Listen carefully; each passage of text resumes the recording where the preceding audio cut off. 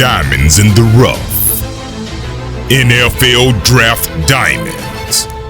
Time to shine.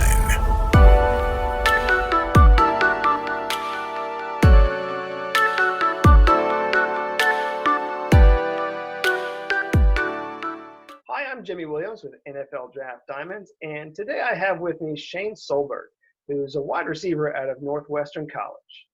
How's it going, man? Pretty good. How about yourself? Going well. Why don't you just give me a brief summary of your overall career? Yep. So I play at Northwestern College in Iowa. It's a small NAIA school. Going into college, I was really excited to get the chance to play at Northwestern. Obviously, NAIA is kind of a smaller stage, but I was excited nonetheless. Got to play my freshman year, which was huge. I think I had about 500 yards that year. And since then, I've kind of built off that and used the off seasons to get better, and it's paid off so far. Cool. So, one of the good things about being at an NAIA school right now is you guys are actually playing football. You've got guys in the FCS, Division II, Division III, bunch of dudes sitting at home, but you're out there actually playing ball. You're really out there showcasing your talent, which has just been cool. And Shane, just kind of going back into your history a little bit, these past 2 years for you, 2018, 2019, definitely excellent years. You were twice named an All-American in NAIA, which is awesome. Both seasons more or less mirrored each other. I think you had about an extra 100 yards receiving in 2018 with 1,374 yards, and then 2019 you had 1,264 yards. Definitely some good stats there. Both years getting 13 touchdowns, and even just going into this season. Heck, just this past week, you were able to get over 200 yards. You had 267 receiving yards. Do you keep track of all these stats, man? These are some excellent stats.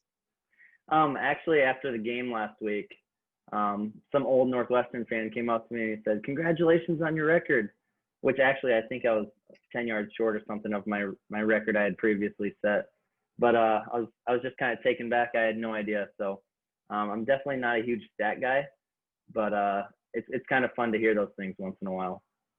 Well, hey, man, I feel like they're good stats. They're worth noting. Whatever gets people to you really notice that you're out there and you're balling. You're doing a great job. In my notes, I had that you did play a little special teams as a freshman, sophomore, and even last year. Have you been doing that this year at all? Playing kick returner, punt returner? What's the status there? So not so far this year. I haven't, but I know last year I got put in a couple times when we needed a spark play, just to make a big return or something like that. So that is definitely something I can do. Just kind of with the load management and stuff. I've kind of been using those special teams breaks to catch my breath and get ready for the next series. So that's kind of why I haven't been returning kicks. Yeah, you figure also they don't want you getting injured. They want you out there on offense. So how would you define yourself there in the offense? I realize you're kind of a slot receiver, but you do move around a little bit. Tell me, how would you define yourself as a receiver? I would definitely call myself a gritty playmaker. As you can see, I get plenty touches a game. I think when I have the ball in my hands, I usually tend to make something special happen. And even without the ball in my hands, I consider myself a good blocker. That's the gritty side of me. I play slot, so I'm blocking linebackers, captain linebacker level, stuff like that. And that's something I don't shy away from, and blocking is something I take pride in doing. So, I'd say great playmaker. Cool. So I guess that would be what you would say is the best part of what you bring to the table is just being that playmaker, being that very consistent, very, I don't know, just a solid, consistent catcher, a reliable guy. Just kind of like you were saying, also being not just willing, but being an effective blocker. As a wide receiver, that's not hard to come by. I mean, you get guys that are just kind of, not very engaged. So it's really a good thing to be just not just willing and able, but an effective blocker as a wide receiver. So Shane, obviously this time has been kind of funky. We did talk about it a little bit. You guys are playing, but what was your what was your thought this off season? I mean, this time with like coronavirus and stuff. I mean, has it affected your development? Like, were you able to better your game like this off season? Yeah, I definitely was. So, like I said, starting around like March sometime, that's when COVID started, and I had no idea that it was going to last all summer and into the fall even. So, going into the summer though, luckily one of my neighbors had a downstairs weight room that I had access to, so I got all my work in down there. Local fields were open, so I could still run routes, still work all that stuff. And actually, I think I had one of the better summers that I've ever had as far as training and lifting, perfecting my route running skills. So, but yeah, 2 weeks before fall camp is when we finally heard that we were gonna officially have a season in the fall. That did mean that the playoffs were getting moved to the spring, but we're kind of taking that as it comes and just happy to be playing right now. So. Hey man, good stuff. I mean, so yeah, I mean, do wish you, health, safety, all that stuff. I mean, because it's kind of a weird situation with COVID. So I mean, obviously everybody needs to close themselves and whatever you got to do. I mean, I'm guessing you guys have to take like the COVID test like occasionally. Is that kind of part of the routine? Yep. So we took it once at the beginning of the year. And then now we're doing temperature checks daily and symptom checks daily. So we're kind of monitoring that in that way. So cool. And we've done a pretty good job of it so far. Cool. So I mean, even at the NAIA level, I mean, you guys are you have your your standards. You're trying your best to abide by that. And again, you guys are still playing, which is cool. Shane, I realize you've been a team captain there for a couple of years now. Talk to me about you as a team captain. What sort of leader are you? And really, what does it mean for you to be a team captain there at Northwestern? So yeah, last year I was a team captain as well as a junior. And with that, I had some other senior leaders on the team that they were the more vocal ones. So last year I really perfected my leadership skill of just leading by example. I was a more visual leader than a vocal one, I would say. But that's something I've gotten better at this year. Being the only two-time captain on our team right now, I've had to step up both vocally and leading by example. So I would say I'm a hybrid between those two as far as leadership-wise. But that's something I don't take for granted. Being a captain is super, super important. So that's a skill I've been working on as well. Cool. And just gonna kind of ask you, walk me through maybe one of the most memorable plays or moments in your career, maybe a highlight that you're willing to share. Okay, so last year against Morningside, which is one of our biggest rivals, I would say, we were down 7 points going into the half, on their 30-yard line, kind of knocking on the door. We ran sort of a zone hitch play. I hitched up in the defense, and the safety came flying downhill, and I was able to spin around him. And it was actually a super windy day. So the ball, when my quarterback threw the ball, it kind of hung up in the air for a while, which allowed time for the corner and safety to react to that ball. And I ended up mossing them in the back of the end zone. and getting a foot in. So the atmosphere after that catch was probably one of the best I've ever been a part of. So that was a super fun memory I'll probably never forget. Awesome. It's always good to say you mossed people. I mean, I think that's great. So, Right. So Shane, in my notes, I have that, when you were in high school, you were a four-sport athlete playing basketball, track, baseball. I feel like baseball was probably the main sport outside of football. Talk to me about your experience as a baseball player and maybe how that has helped you on the football field. Yeah, so actually, I think baseball is one of the most transferable sports to football, which might be hard to believe for some people.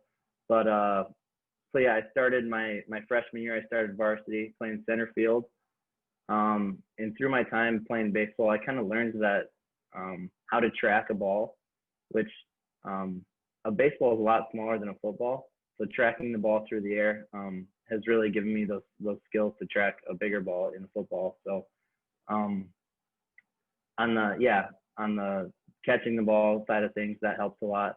But also on the batting side of things, the mental aspect of baseball is something you can't duplicate in other sports, because in baseball, if you get 3 hits out of 10 tries, you're doing well, which actually means you're failing more than you're succeeding.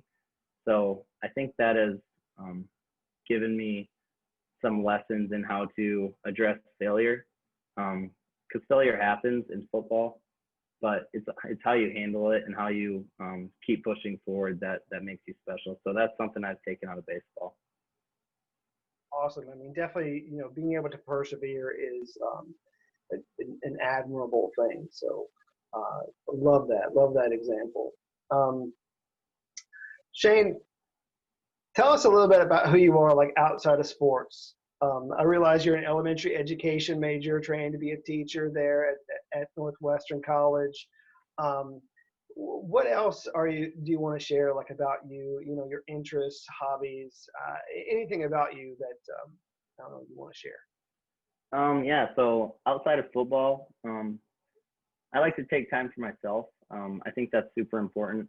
I spend all day, every day thinking about football, so it's good to get a mental break sometimes. During the winters, off season, I usually do that by going snowboarding. I usually take a trip every winter to some type of mountain to snowboard. Another thing I like to do is ride dirt bike in the summers, go boating, swimming, just staying active. Other interests, I would say favorite NFL team is probably the Saints right now, but also a big player guy. I enjoy watching the greats like Michael Thomas. Julian Edelman's probably one of my favorite guys. But yeah, watching sports, hanging out with family, stuff like that. Cool. Sounds good. Now is usually around the time where I hopefully give guys a chance to give a little bit of love to people that have helped them along the way.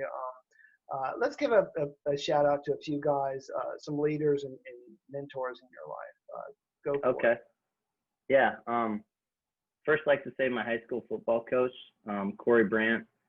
He's done a great job of just not only telling kids how to live and be like good father figures, good men, but also showing us how to do that. And that also kind of led right into my college coaches, Coach McCarty, Coach Josh Davis. They both they're great fathers, great figures in life, great morals. And I think that's big in football, because as a football player, you learn so many lessons, and the guys you look up to during that time are people you're going to learn those lessons from. So yeah, couple players I'd like to shout out. Jared Nelson was a receiver that's a couple years older than me. He's one of those guys that just makes you feel like you're his best friend no matter who you are. Really lives with love, and I think that's very important in a time like today. Another guy I'd like to shout out is Cannon Flores. He's kind of been my homeboy since freshman year of college. He's a receiver also. We've been through a lot together. He's kind of that guy that pushes me no matter what. Throughout college, I've been the one that gets most of the spotlight. He actually hasn't played a ton, but you could never tell that in the way he trains and the way he works so hard, and that's special. And he's a guy I can learn from, and he inspires me to play harder. So yeah, those are just a couple dudes I would name. Awesome. So one of the questions that I try to ask everybody is just the why question. Tell me why you play football. Yeah, so actually a couple days ago, somebody emailed me and said, just thanks for what you're doing. There's so many little eyes watching you. You have no idea. So I think that's kind of why I do what I do. Football gives me a stage to show kids how to play hard, how to have fun, all that good stuff. So just always thinking about that. When I score, I give the ball right back to the ref. That's showing kids how to handle successes and how to handle failures and stuff like that. So just always keeping my mind on those little eyes that are watching me keeps me motivated. Cool. And very last thing for you, Bud, is give me your pitch to a professional team, man. Like, what would they be getting if they took a chance on you? Go ahead. Just tell me what kind of a teammate you would be. I'm a ball player. I'm a great teammate. I think I'm a big team over me guy. I'm going to give you my 100%, 110%, day in, day out. I love the game of football, super passionate for it. And I'm going to make plays regardless. So I think that's what you get out of me. Hard work. Gotcha. And I mean, I feel like, again, you're just one of those gritty guys that really people really need to know. I mean, you are that slot receiver that's not afraid to go over the middle because you've studied those linebackers and you know where they're going to be and you know where you need to be. And the other thing too is, I mean, you're persevering in the weight room. I mean, you've gotten yourself, you've proved yourself as, since you've gotten to college, gotten yourself to a point where you can be very explosive in what you do. Again, just your grittiness, your very I guess willingness and effectiveness as a blocker. Really, I feel like teams really need to understand that you're willing to do the dirty work, and that's kind of a quality that is needed, especially on practice squads everywhere. So, Shane, I do wish you best of luck. Again, this is Shane Solberg. He's a wide receiver out of Northwest College in Iowa. So thank you so much for your time, man. Yeah, thank you. Have a great day.